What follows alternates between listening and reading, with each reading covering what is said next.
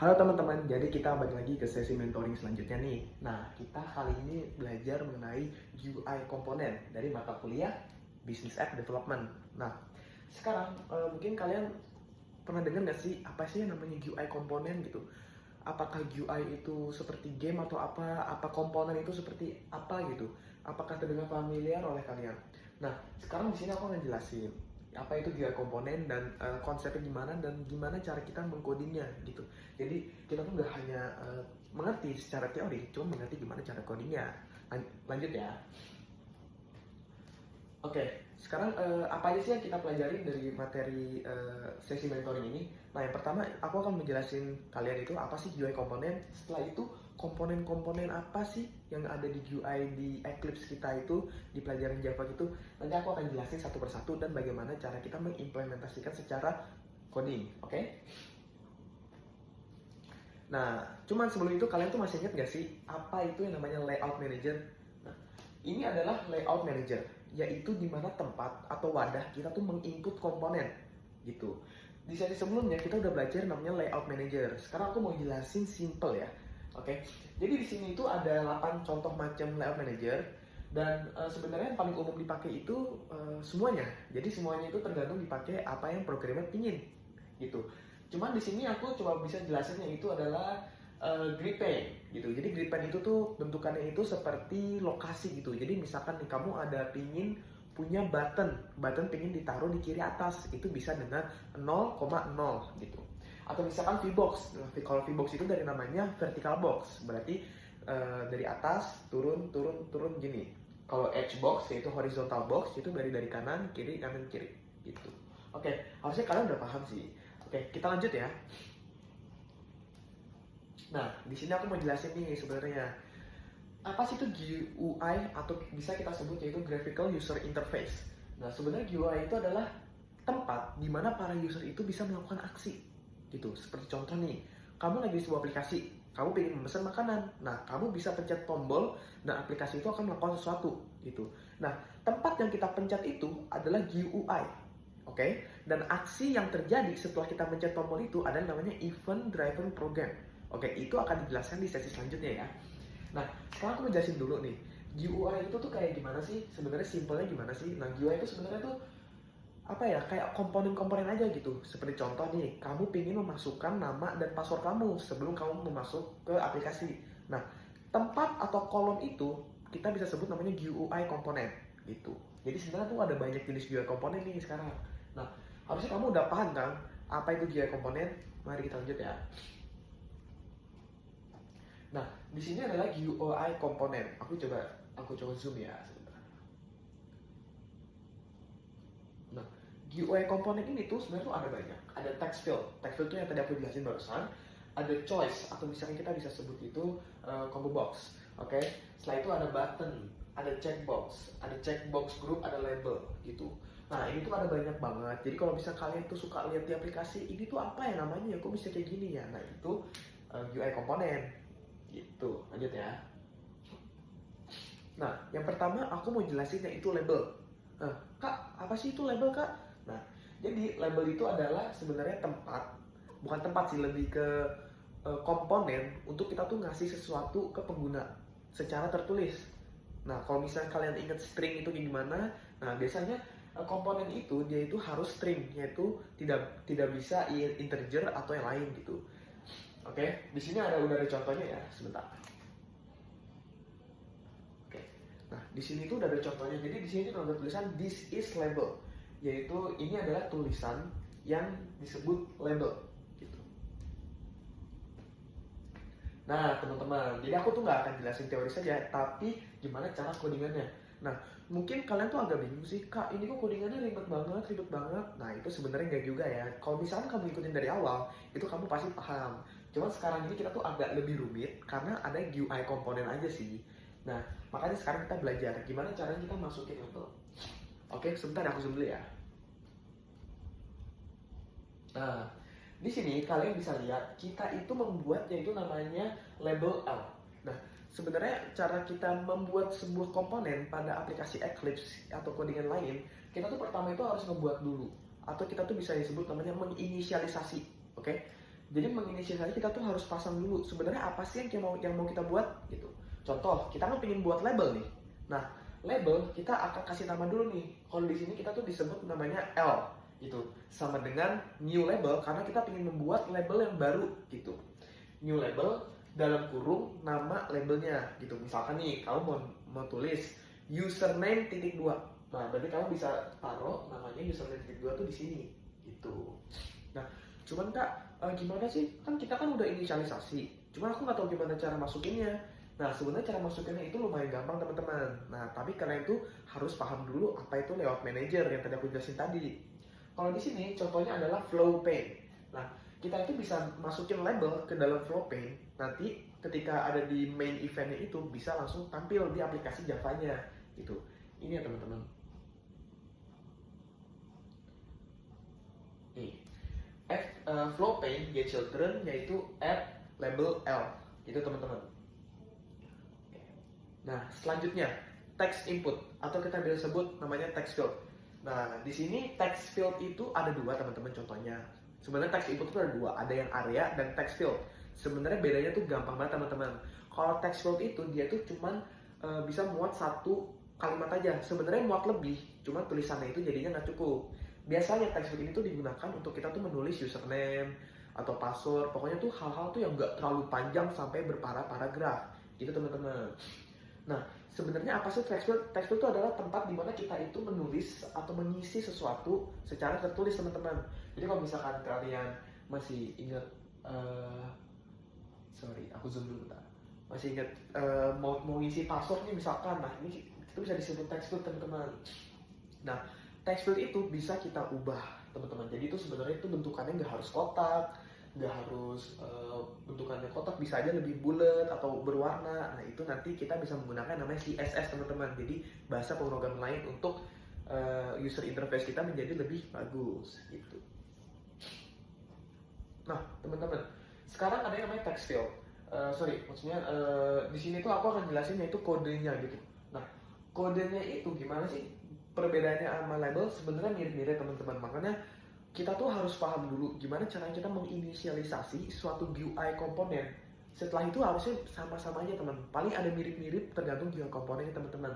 Oke, aku jelasin dulu sebentar teman-teman. Nah, di sini teman-teman, kalau kalian lihat di sini text field kita kasih nama dulu yaitu namanya TA. Nah, setelah TA baru kita teman-teman kita inisialisasi dengan kata new text field. Oke. Nah, setelah text field udah kita buat, baru kita bisa masukin ke dalam layout manager. Jangan lupa ya teman-teman.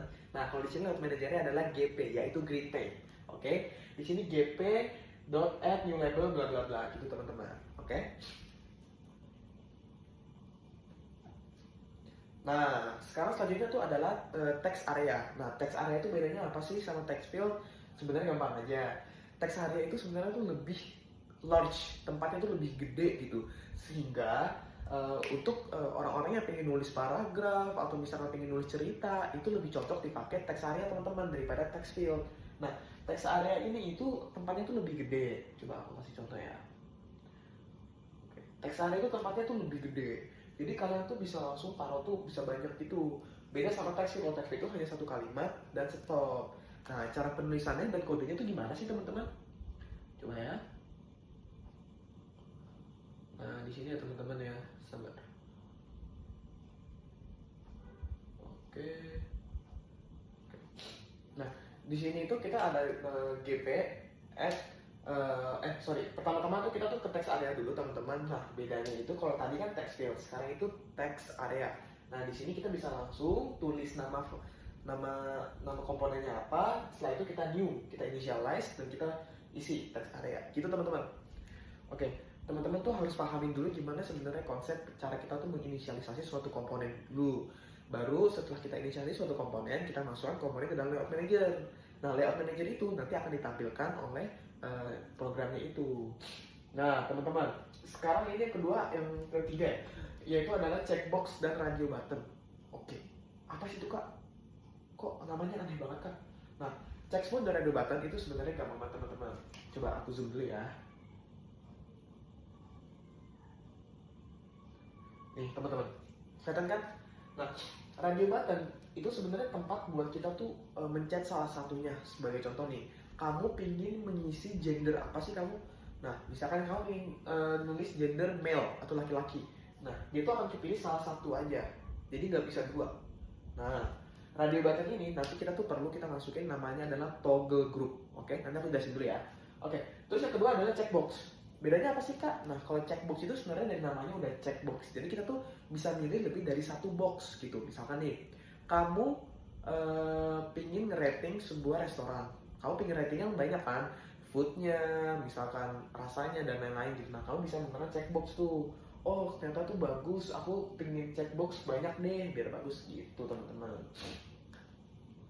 Nah, cuman tadi aku jelasin dulu kan, sebenarnya radio button tuh kenapa sih perlu namanya toggle group gitu. Jadi sebenarnya toggle group itu adalah sebuah grup isi dari radio-radio button tersebut gitu teman-teman. Jadi contoh nih, kita tuh pingin isi satu grup itu ada 5 radio button. Nah, itu kita bisa isi satu sehingga jika user itu pingin milih salah satu, ya dia itu hanya bisa milih salah satu, tidak bisa milih lebih dari satu yang ini itu teman-teman. Nah, teman-teman, kalau radio button dan toggle group itu cara buatnya lumayan mudah sih teman-teman. Oke. Nah, pertama di sini kita membuat metode itu namanya initialize teman-teman. Nah, initialize itu apa? Jadi kan udah aku jelasin tadi, kita itu harus selalu initialize suatu komponen teman-teman. Nah, setelah di initialize kita tuh harus bisa kasih nama dan lain-lain. Nah, di sini cara penulisan teman-teman. Oke, mail, new nama radio button dan apa yang mau kalian tampilkan dengan radio button tersebut. Setelah udah di initialize, baru kita bisa masukin ke dalam toggle group. Di sini oke, pilih dulu ya. Toggle group gp sama dengan new toggle group. Kita udah buat nih nama grupnya. Nah, setelah itu baru kita masukin mail.set toggle group, masukin ke gp. Gitu teman-teman. Oke. Nah, setelah itu nanti kalau ditampilin sebenarnya udah langsung bisa ini aja. Nah, sekarang yang itu adalah checkbox. Nah, checkbox itu sebenarnya tadi aku jelasin tadi. Pertama kalian tuh initialize dulu nama checkboxnya apa dan lain-lain. Ini sebagai contoh adalah CB1, CB2 dan kasih namanya checkbox dan langsung bisa dimasukin ke dalam flow pane-nya ini. Flow pane di sini yang digunakan adalah VB, berarti VBox. Yang nggak harus sih, cuman biasanya VBox. VBox get children at CB1 dan CB2 gitu teman-teman. Nah, sekarang aku mau jelasin yaitu combo box dan list view. Nah, combo box itu apa sih? Dari namanya itu adalah combo box. Jadi ketika kalian mencet satu box, nah box itu akan terpilih dari banyak hal. Gini teman-teman. Nah, jadi nanti tuh isinya tuh kayak ketika kita mencet satu, misalkan nih kamu pilih negara. Nah, ketika kamu klik ada banyak tipe-tipe negara gitu. Kok tipe-tipe negara, nama-nama negara lainnya gitu. Nah, gimana sih cara kita ngekodenya atau ngeprogrammingnya? Nah, di sini yang aku jelasin lagi, kita tuh harus paham dulu initialize dulu, yaitu new combo box. Dan kita tuh jangan lupa kita bikin tempat flow pane-nya. Setelah itu baru kita masukin nih di sini. Nah, oh iya teman-teman, kalau combo box kan tadi kan aku bilang isinya itu ada banyak ya. Misalkan tuh gak lebih dari satu, misalkan ada negara Indonesia, Amerika, Jepang, Korea dan lain-lain.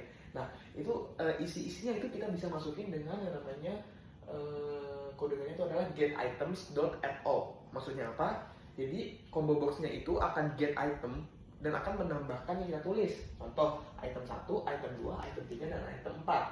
Gitu teman-teman. Nah, setelah itu kita bisa masukin ke dalam layout manager dan bisa ditampilkan oleh scene. Gitu teman-teman. Nah, selanjutnya itu ada list view. Nah, list view itu sebenarnya apa sih bedanya dari combo box? Sebenarnya mirip-mirip. Cuman kalau misalkan list view itu kalian tuh bisa milih lebih dari satu gitu. Coba aku contohin ya.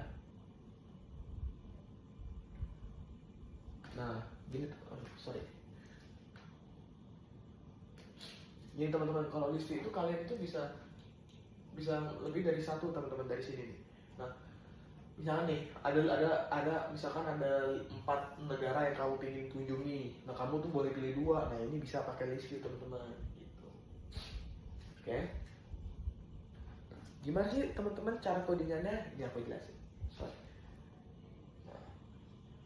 Nah, mirip-mirip teman-teman. Cuman kalau list view itu kita tuh perlu namanya observable array list. Jadi itu tempat-tempat array list yang ingin kita tampilin. Nah, di sini tuh sebagai contoh itu ada item 1, item 2, item 3 gitu. Cuman jangan lupa ya teman-teman, kita tuh perlu menginitialize si list view dulu, baru nanti bisa kita tampilin teman-teman gitu.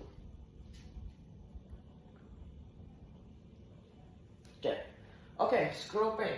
Wow, udah cepet banget ya teman-teman. Oke, mungkin dari sekarang ada yang ingin bertanya nggak teman-teman? Mungkin bingung gimana cara initialize atau dan lain-lain gitu. Oke, harusnya udah aman ya teman-teman. Nanti aku akan lanjutin ya. Oke, yang udah mau mendekati terakhir nih, cepet banget ya. Nah, sekarang itu ada namanya scroll pane. Nah, scroll pane itu gimana sih? Nah, dari namanya aja udah scroll. Ya, scroll itu adalah si user itu bisa scroll, bisa ke atas, bisa ke bawah gitu teman-teman. Nah, scroll pane ini itu sebenarnya bisa digunakan ketika misalkan mau ada list view. Misalkan nih dalam list view nih, ternyata ada sekitar 100 pilihan negara. Nah, itu bisa tuh kita pakai kita gabungin dengan scroll pane, baru biar bisa dia cari negara yang banyak gitu. Nah, codingannya itu mirip-mirip teman-teman. Jadi kalian tuh harus membuat namanya observable array list biar bisa dilihat isinya tuh apa aja. Setelah itu, array list itu bisa kita masukin ke dalam list view.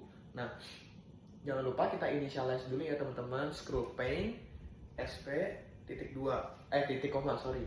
Nah, setelah itu kita masukin di dalam sini teman-teman, sp new scroll pane, kita masukin adalah list view-nya teman-teman. Oke.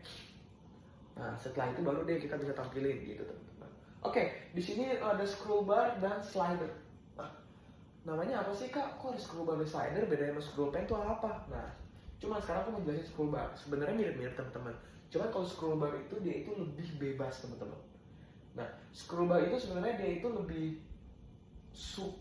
lebih suka sih. Dia itu lebih prefer untuk hal-hal yang seperti menambahkan value gitu. Misalkan nih, kamu itu ingin naikin volume, nah itu bisa tuh menggunakan scroll bar gitu. Nah, cara codingannya gimana teman-teman? Nah, oke teman-teman, kalian jangan lupa menginisialis dulu scroll bar, namanya apa, new scroll bar. Oh ya teman-teman, kalau scroll bar itu sebenarnya mirip-mirip scroll pane, cuman dia itu bisa ke atas, bisa ke bawah tuh lebih bebas aja teman-teman. Kalau misalkan scroll pane kan dia kan bisa di dalam list view gitu, kalau scroll bar itu lebih ke halaman gitu teman-teman. Cuman biasanya tuh yang digunakan itu scroll pane, oke? Nah ini caranya ya teman-teman. Jadi seperti biasa menginisialisasi dulu namanya scroll bar, SB horizontal, new scroll bar. Oke, setelah udah dibuat baru deh kita bisa masukin. Oke, di sini pane set bottom SB horizontal gitu. Jadi nama pane-nya. Gitu. Di situ yang dipakai adalah border pane. Oke, yang selanjutnya adalah slider.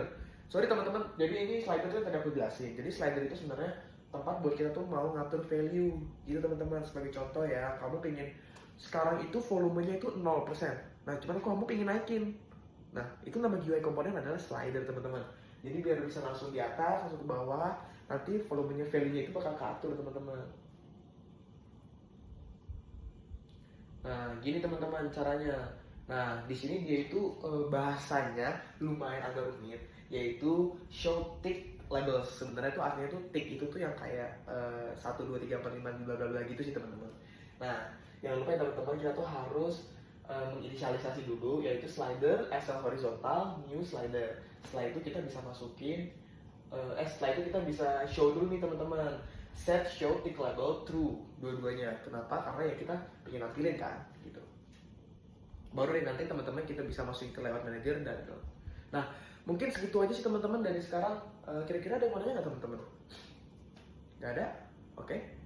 Harusnya aman ya teman-teman. Jadi itu materinya, kalian tuh harus pahamin dulu pelan-pelan, jangan langsung terburu-buru, coba ulangin lagi PPT-nya dan coba nonton video pembelajarannya.